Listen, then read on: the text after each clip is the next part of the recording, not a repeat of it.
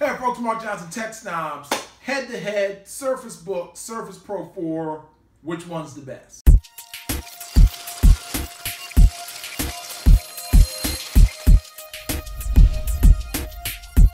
I've been using both for 2 weeks.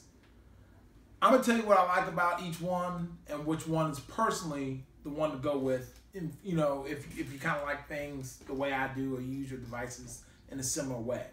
So number one, we're going to talk about the Surface Book. Surface Book overall is a beautiful laptop. I really like a lot of things about it. The design is wonderful. They've done a lot of great things. If you can get over this little gap here when you close it, it's really cool. You can of course detach the screen from the base. This is where it gets a little weird. The screen is a little wobbly, so it's top heavy. So sometimes when you have it in your lap, you have to deal with, it can just be a little weird. It almost feels like it could fall over, flip over. But nonetheless, it's a spectacular laptop. The specs are there. You can get it with NVIDIA chips. You can game on it. You do all this cool stuff. So as far as like a top to bottom experience, if you don't have any other computer, you want like one main machine that you're trying to replace, and you want it to be Windows, I really like the Surface Book. It's got weird bugs and issues. I talked about that in my full review.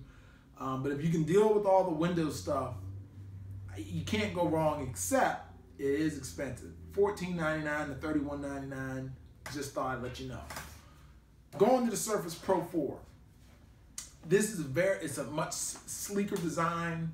I think it's even better design than the Surface Book. I mean, it's very thin. Still got the Surface Pen. They're both magnetic on both devices. The type cover pulls out. This keyboard is a million times better than it's ever been before. I really like it. And everything's kind of in this tablet, so you got all your ports and everything you can just take this and you can be ready to roll with it.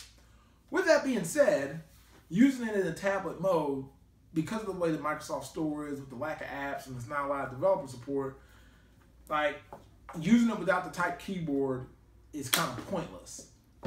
Which brings me to my next point. You got to buy this keyboard separately.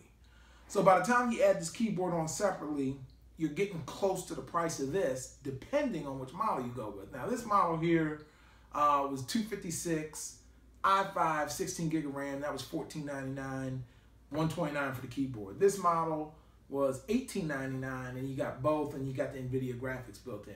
So both expensive, both nice. I'll just say that, personally for me, I really like the Surface Pro 4 more. I mean, to me, it's smaller, easier to carry around.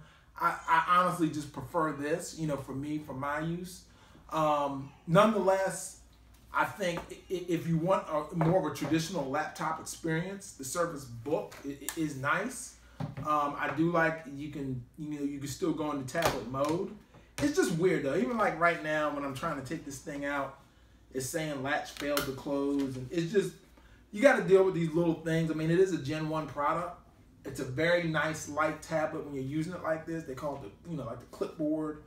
I like it. I mean, like I said, I do like it. It's pricey. It's Gen 1. And we know what happens with Gen 1 because I had a Gen 1 Surface Pro, and in less than 3 years, it looks like this, and it's totally different. So, with all that being said, like I said, Surface Pro 4, I personally think it's definitely the more refined product. It's been around longer. They've done a lot more to it. In my opinion, it's just, can you really deal with the keyboard and not really using it on your lap maybe as well as the Surface Book? And the screen's a little bit smaller too. So that's going to wrap it up. Thanks for watching. Be sure to check out the site techsnobs.com/blog for more coverage. Take care.